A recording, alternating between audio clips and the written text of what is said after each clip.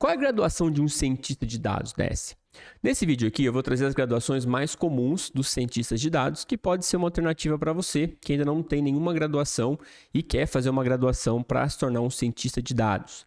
Mas antes de citar essas graduações para você, DS, eu preciso que você entenda um pouco do contexto das profissões, principalmente da área de TI e dados, de como elas são vistas hoje pelas empresas, porque tem bastante diferença de como as profissões elas são vistas hoje pelas empresas mais novas do que elas eram vistas antigamente por empresas mais antigas, tá? Então é importante você ter esse contexto da evolução das profissões. Até meados mais ou menos ali dos anos 2000, antes da bolha do .com, as empresas elas contratavam profissionais muito mais orientadas pelos seus títulos. Então, por exemplo, eu vou contratar um advogado, eu vou contratar um médico, eu vou contratar um engenheiro eletricista, etc. O título ele era quase que uma garantia que aquele profissional ele era capaz de resolver os problemas da empresa na sua área específica. Por exemplo, se eu tenho um problema de saúde, eu contrato um médico. Se eu tenho um problema de fornecimento de energia elétrica na minha cidade, eu contrato um engenheiro eletricista e assim por diante. Só que com o avanço extremamente rápido da tecnologia, depois dos anos 2000, novos profissionais eles acabaram surgindo para poder usar as novas ferramentas que foram criadas. A tecnologia ela nada mais é do que o meio pelo qual as ferramentas elas são criadas com o objetivo de automatizar as tarefas e os processos em várias áreas. A gente tem ferramentas hoje que podem ser softwares ou simples aplicativos que são instalados nos nossos celulares, por exemplo. Lá na minha adolescência, eu lembro que eu precisava pegar minha bicicleta, sexta-feira de manhã, antes da aula, ir até uma locadora que emprestava fitas, ou cartuchos do meu videogame, que era um Super Nintendo, para eu jogar um jogo novo durante o final de semana. Depois, na segunda-feira, no final da tarde, eu ia lá e devolvia aquele cartucho. Então, eu jogava um jogo novo, sem precisar comprar um jogo novo. Hoje você paga, eu acho, aí R$ 29,90 ou R$ 49,90, não sei muito bem, mas você tem acesso aí a dezenas de jogos através de uma assinatura sem você precisar sair de casa. Mas para isso acontecer, para que eu não tenha que ir até uma locadora, alugar uma fita, um cartucho, e estando na minha casa, deitado no meu sofá, eu ter acesso a dezenas de jogos, precisou que novos profissionais criassem uma tecnologia de streaming, por exemplo, capaz de poder ter acesso a um catálogo de jogos, armazenamentos em nuvem, desenvolvimento de aplicativos para televisão, por exemplo, análise de dados para recomendação de games e assim por diante. Então, como muitas pessoas gostariam de ter acesso a esses jogos, o preço da assinatura é muito baixo. Por isso que R$ 69,90 para você ter acesso a dezenas de jogos que antes eram comercializados por apenas um jogo, Então você pagava R$ 70 e comprava um jogo só. Hoje com R$ 70 você compra dezenas de jogos. Isso só é possível porque a tecnologia, como ela espalha esse serviço para muitas pessoas e muitas pessoas compram, o custo ele baixa muito. Então eu consigo servir muito mais pessoas por um preço mais baixo. Isso, do ponto de vista da empresa, é excelente, porque a empresa ela consegue alcançar novos clientes com um preço muito menor. Ela consegue diminuir os custos, por exemplo, de aquisição de clientes, consegue espalhar a sua marca através dos seus produtos muito barato. Então, a tecnologia ela promove a criação dessas ferramentas, que facilita a vida das pessoas com baixo custo. Então, a empresa ela consegue adquirir mais clientes por um preço mais baixo, ela contrata mais pessoas, e ela contrata pessoas que são também mais eficientes, porque elas usam ferramentas mais eficientes. Faz sentido isso para você? No final do dia, a tecnologia ela cria ferramenta com alto potencial de redução de custo para a empresa. Ela acelera a entrega de mais tarefas dentro do mesmo período de tempo com a mesma qualidade. Então, isso parece lindo no papel, certo? Você tem ferramentas que são criadas pela tecnologia, que elas aceleram a entrega de tarefas com a mesma qualidade. Só que o problema que surge a partir dessa facilidade é o outro lado também, que é o grande drama vivenciado pelas empresas, principalmente no Brasil, tá? Que é aquela frase que a gente está cansado de ouvir. Cara, emprego não falta, o que falta é gente qualificada. E o pior é que isso é muito verdade, Desce. Cara, é muito difícil você contratar bons profissionais, E eu falo isso como empresário que emprega pessoas, como consultor de empresas na área de dados para montar times, como funcionário que já ajudou a contratar aí muitos cientistas e analistas de dados em várias empresas. E quanto mais a tecnologia avança, menos profissionais qualificados existem. Isso se deve, em parte, à lentidão das instituições em formar bons profissionais. O fato é que a tecnologia ela avança mais rápido do que as instituições de ensino conseguem formar profissionais, principalmente os profissionais que são mais demandados pelo mercado. As instituições de ensino, elas demoram muito mais tempo para preparar um profissional do que a empresa tem de tempo para poder esperar por isso. Portanto, elas fazem o que eu chamo de plano B. Sabe qual é o plano B, DS? E que tem acontecido com muita frequência? Plano B é o seguinte: a empresa ela passa a olhar para o profissional e enxergar suas habilidades do que simplesmente os seus títulos. Então, eles olham para suas habilidades e o que eles são, o que você é capaz de realmente fazer com as habilidades que você possui. Então, vou te dar um exemplo, né? O engenheiro, ele tem, por exemplo, habilidades com pensamento lógico, programação, lida muito bem com números, tem um pensamento estruturado, sabe pensar em processos. E lá na empresa, o gerente tem algumas tarefas no time de finanças para ser feito, né? E é necessário alguém que saiba programação, que tenha pensamento estruturado, que pense em processos e que lide bem com números. Então, o pessoal do RH ou os diretores da empresa começam a ligar os pontos. Falam assim, poxa, os engenheiros têm as mesmas habilidades exigidas pelas tarefas que a gente precisa aqui no financeiro. Então, vamos contratar engenheiros para fazer esse trabalho, né? Ao invés de profissionais de finanças. E foi assim que começou a grande migração de carreira para outras áreas. É por isso que hoje a gente vê pessoas que trabalham no financeiro de uma empresa e são formadas em engenharia e não em finanças. É por isso que hoje a gente vê pessoas trabalhando com marketing formadas em engenharia e não em marketing. As empresas elas precisam dos profissionais mais rápidos do que as instituições conseguem formar. Portanto, elas passam a escolher os profissionais pelas suas habilidades e não pela sua formação, pelos títulos que elas possuem. É por isso que a gente encontra muitos cientistas de dados formados em várias áreas. Por exemplo, eu já trabalhei com excelentes cientistas de dados formados em engenharia, que é o meu caso, né? Eu sou formado em engenharia elétrica pela USP de São Carlos, no estado de São Paulo. Já trabalhei com cientistas de dados formados em economia, biologia, estatística, relações internacionais, matemática, administração. Já formei pessoas da engenharia, do direito, da biologia, da matemática, da física, da medicina veterinária, da administração em cientistas de dados, né, na escola onde eu sou professor. Enfim, dada essa introdução para que você entenda um pouco, né, o motivo de tantos profissionais formados em uma coisa, trabalhando em outra, agora eu posso falar para você sobre as graduações da ciência de dados. Então, seja muito bem-vindo, você está no canal da Comunidade DS, eu sou o Meigron, e meu objetivo aqui é ajudar você a evoluir para o próximo nível da sua carreira aprendendo ferramentas de dados e também inteligência artificial, que eu vou trazer vídeos sobre isso, né, nos próximos dias, e também realizar uma migração de carreira com sucesso, se essa for a sua vontade. Dessa definição da profissão de cientista de dados é a seguinte: a gente vai começar por essa definição para eu conseguir mostrar para você como que as graduações elas encaixam. Para isso, eu vou abrir aqui minha tela e a gente vai falar um pouco sobre isso, tá? O cientista de dados, uma definição bem simples aqui, é o seguinte, né? O cientista de dados ele é um profissional que resolve problemas de negócio, extraindo conhecimentos e insights de grandes volumes de dados, usando estatística como ferramenta, com ferramenta de programação para manipular dados. Então, a matemática e a estatística são profissões, são graduações já muito antigas. E a estatística ela se especializou em trabalhar com poucos dados, né, com poucos números, com um conjunto de dados pequeno, porque na época não tinha ferramentas, né, para você processar dados massivamente. Depois, quando surgiu o boom da internet, que as empresas começaram a criar sites, começaram a coletar dados, surge a necessidade de você analisar esses grandes volumes de dados.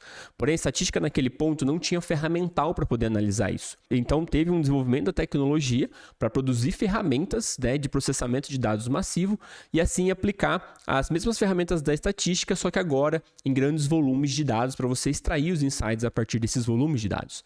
Então, foi a partir da evolução da tecnologia em criar ferramentas de processamento de dados que a estatística ela conseguiu ver uma aplicação, né, das ferramentas estatísticas sobre os dados. É por isso que o cientista de dados ele usa programação para poder resolver os problemas de negócio usando ferramentas da estatística. Então, o problema de negócio, obviamente, ele é o foco do cientista de dados, né? Ele surgiu para resolver problemas de negócio. As pessoas de negócio têm muitas dúvidas sobre como o negócio está indo, quais decisões tomarem, como otimizar melhor os recursos que ela tem, e ela usa o cientista de dados para analisar esse grande volume de dados com ferramentas da programação, aplicando ferramentas da estatística e também de machine learning, para poder encontrar as respostas para essas perguntas e otimizar as decisões. Então, esse é a profissão ciência de dados, esse é o objetivo pelo qual o cientista de dados ele existe, tá? Então, baseado nessa definição, você tem alguns pilares do qual o conhecimento do cientista de dados se baseia. Então, o cientista de dados ele precisa da estatística, principalmente para poder analisar os dados, resumir os dados, encontrar tendências, encontrar relações entre os dados. fazer inferências de população a partir de amostra, fazer testes estatísticos, como o teste AB, por exemplo. Então, você precisa desse ferramental da estatística. Na matemática, a gente empresta um ferramental da matemática muito mais para entender como que os algoritmos eles funcionam. Dentro ali da estatística, você vai ter o ramo de machine learning, onde você tem algoritmos capazes de entender padrões passados e criar cenários futuros. Para a gente entender como esses algoritmos funcionam, a gente precisa de algumas ferramentas da matemática. Então, a matemática para os cientistas de dados, ela é muito mais uma ferramenta funcional para a gente entender como esses algoritmos funcionam. Só que não adianta nada a gente ter esse ferramental de algoritmos e análise se a gente não consegue botar a mão em grandes volumes de dados. Os dados que o cientista de dados trabalha já não cabem mais no Excel. A gente precisa de uma ferramenta mais robusta. E é aí que a gente empresta a ferramenta dos nossos primos, né, os desenvolvedores, para analisar esses dados. Então, a gente aprende linguagem de programação não para criar sistemas, mas para analisar dados. Então, a gente já tem uma ferramenta robusta o suficiente para poder aplicar a nossa ferramenta, né, de estatística nesses dados. E, obviamente, a gente faz tudo isso para resolver um problema de negócio. Se não tiver nenhum problema, né, para a gente resolver, a gente está criando, na verdade, ferramentas que não são úteis para o time de negócio. As pesquisas já falam que 80% a 90% dos projetos de ciência de dados eles não seguem em frente, ou seja, eles não dão continuidade ou eles param porque não existe um problema de negócio atrelado. As pessoas fazem os projetos de ciência de dados por fazer e não para resolver um problema. Então, os projetos falham por falta dessa conexão com o conhecimento de negócio. Conhecimento de negócio, em cada empresa que você for trabalhar, ela possui um modelo de negócio, ela possui métricas, ela possui uma curva de crescimento e baseado no estágio que a empresa está, na maturidade analítica que as pessoas têm, você vai ter um conhecimento de negócio atrelado, tá? Então, esses são os pilares da ciência de dados. Você resolve um problema de negócio com ferramentas de análise de dados que devem ser usadas com ferramentas de programação para poder ampliar, né, o alcance dessas ferramentas de análise de dados. Então, esses são os pilares. Quais são as graduações próximas ou graduações que existem disciplinas, né, ou matérias que ensinam parte desse conhecimento para os cientistas de dados? Bom, eu posso dividir aqui em 3 áreas, né, áreas exatas, biológicas e humanas. Dentro da graduação mais próxima para a ciência de dados, obviamente, é a graduação em ciência de dados. Então, já existem universidades que fornecem a graduação no ensino superior em ciência de dados. Então, a primeira alternativa que você deve procurar são essas instituições, porque ela vai ensinar para você, né, disciplinas dentro desses 3 pilares aqui que eu acabei de citar. Estatística, matemática, programação e conhecimento de negócio, certo? Depois, a gente entra dentro da área de exatas, onde são profissões da área de exatas que vão ensinar para você parte desses 3 pilares aqui, como por exemplo estatística. Então, estatística você vai aprender muito bem o pilar ali das ferramentas estatísticas de análise, um pouco de programação, depende da graduação, não tem programação, dependendo da universidade tem graduação, tá? Então você vai ficar muito bom ali no pilar da análise de dados. E depois vem as engenharias, né? As engenharias elas são formações mais coringas, digamos assim, porque na engenharia, tanto na civil, elétrica, computação, mecânica, produção, você vai aprender um pouco de estatística. Se eu não me engano, toda a engenharia tem matéria de estatística. Eu fiz estatística na faculdade. E você vai também ter programação. Então, todas as engenharias, ela tem muito programação. Obviamente, a engenharia de computação tem muito mais programação, né? Ciência da computação tem muito mais programação também, né? E engenharia civil tem um pouco menos de programação, mas ainda assim tem a sua introdução ali à programação. Depois você tem também física teórica e computacional, que você tem bastante estatística, bastante programação, e tem também a matemática, que aí você se especializa muito ali no ferramental matemático, um pouco de estatística e um pouco de programação também. Então, existem outras áreas de exatas, né, como por exemplo, ciência da computação, sistemas inteligentes, eu acho, eu não lembro o nome, tá? Dessa eu coloquei algumas aqui que são as que eu vejo dos meus alunos, as que eu conheço também, mas eu imagino que tem muito mais graduações que cabem aqui dentro, que você tem que analisar se dentro da grade curricular dessas formações, você vai ver disciplinas que estão dentro desses 3 pilares. Pilares de estatística, matemática, programação, conhecimento de negócio. Quanto mais disciplina dentro desses 3 pilares, mais próxima a graduação é da ciência de dados, tá bom?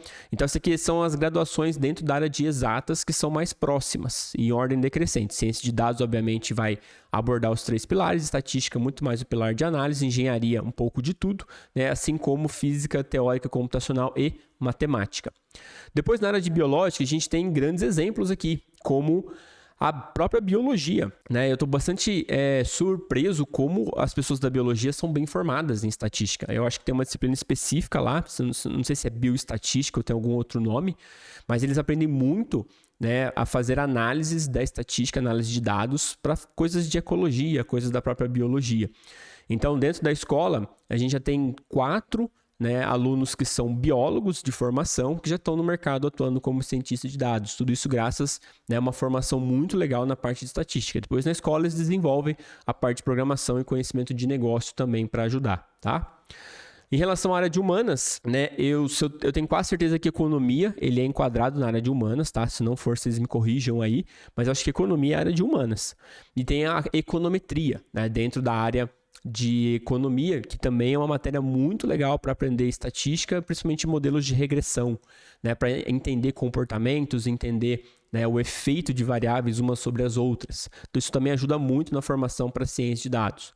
E temos aqui formações um pouco mais distantes, como, por exemplo, relações internacionais e administração.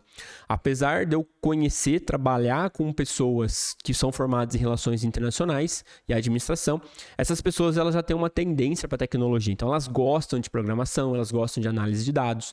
E uma vez que você gosta do assunto, você vai conseguir aprender. Mas essas formações, elas são um pouco mais distantes. Significa que o caminho que você tem que percorrer até a ciência de dados é um pouco mais longo, porque, afinal de contas, você está um pouco mais distante de uma formação de cientista de dados que é formado por esses 3 pilares que a gente citou aqui em cima, certo? Então, essas são as graduações. Procura, obviamente, sempre a graduação, né, que você da ciência de dados, mas se não for possível, né, tente as graduações que são mais relacionadas. As graduações que eu não coloquei aqui, examine se dentro da grade curricular dessas formações, você tem disciplinas dentro desses 3 pilares. Pilar de programação, pilar de análise de dados com estatística e matemática e o pilar de conhecimento de negócio. Quanto mais disciplinas, né, mais cadeiras, mais matérias tiverem nesses 3 pilares, mais próximo será a sua formação dentro da ciência de dados, certo? Bom, então, lembrando que se você quer trabalhar com a ciência de dados, né, ainda não tem graduação, procura fazer a graduação mesmo da ciência de dados, né? Agora, se você já tem uma graduação, você não precisa voltar lá para a faculdade para fazer outra, né? Você pode usar as habilidades que você aprendeu para trabalhar com dados. Essa visão dos profissionais pelas suas habilidades e não pelo seu título, ela é libertador, Desce. Talvez seja a coisa mais importante que já tenha acontecido na nossa vida profissional. Porque agora a gente não é mais preso à nossa formação. Existe uma dissociação entre a formação e a profissão. Isso significa que se você tomou a decisão de se tornar um engenheiro, por exemplo, com 18, 19 anos, sem muita experiência de mundo ainda, sem saber direito o que você realmente queria, você não precisa mais seguir essa profissão para o resto da sua vida até a aposentadoria. Ou melhor, se você conheceu uma profissão nova que surgiu aí com esse avanço da tecnologia e ela pareceu interessante para você, né? Inúmeros aspectos, possibilidade de trabalhar home office, maiores salários, crescimento acelerado, tarefas mais dinâmicas e estratégicas para as empresas. E se você está infeliz no seu trabalho e quer trabalhar com algo que você realmente gosta, ou que descobriu que você gosta, né? E acha que a sua atual profissão não tem um grande crescimento, você também pode fazer uma migração de carreira e aproveitar suas habilidades para essa nova profissão. Então agora com essa dissociação, a gente tem a oportunidade de migrar para outras carreiras, aproveitando as nossas habilidades para trabalhar em atividades que a gente vê mais interesse, né? Porque afinal de contas, a gente tem interesses com 18, 19 anos, interesses com 25, 26 anos, interesses com 30 anos, com 40 anos, com 50 anos. Esses interesses vão mudando também com a nossa profissão. Muitas vezes a gente decidiu com 18 anos aquilo que a gente achava que gostava, mas aos 30 surgiu uma profissão muito legal que chamou muito a tua atenção e que você também gostaria, né, de trabalhar com isso, mas você se vê preso naquela profissão que você tomou a decisão lá com 18, 19 anos. Então hoje a migração de carreira ela tem se tornado cada vez mais frequente. Pessoas estão migrando entre as áreas, aproveitando as suas habilidades que já adquiriram, né, na sua formação e também as experiências de trabalho, né? Quando você começa a trabalhar numa determinada profissão, aquela experiência que você acumulou de trabalho ela não é perdida, né? Você sabe como trabalhar, sabe como se comunicar, como gerenciar tarefas, como lidar com as pessoas, como organizar seu tempo, tudo isso conta na hora de você trabalhar numa nova profissão. Não é só habilidade técnica, mas habilidade de soft skills também você pode reaproveitar. E para ter certeza, né, de que uma profissão ela é para você, a melhor alternativa sempre é você viver vivenciar essa nova profissão na prática, antes de você gastar aí muito dinheiro com uma formação. Não gasta dinheiro se você não tiver se convencido de que aquela profissão é realmente para você. Tá? Eu vou deixar um link na descrição desse vídeo aqui que pode te ajudar. É um programa chamado Data Starter, da escola de dados onde eu dou aula, né, para as pessoas que estão começando do zero e gostariam de ter, né, uma experiência real como cientista de dados antes de tomar uma decisão e investir tempo e dinheiro em uma mudança de carreira. Então, vou deixar o link aqui na descrição. Se você tiver interesse em participar desse programa, é só clicar lá que tem mais informações. Procure fazer uma faculdade se você ainda não tem, mas também aproveite as habilidades e experiências que você já tem para migrar para uma próxima profissão que chamou a sua atenção.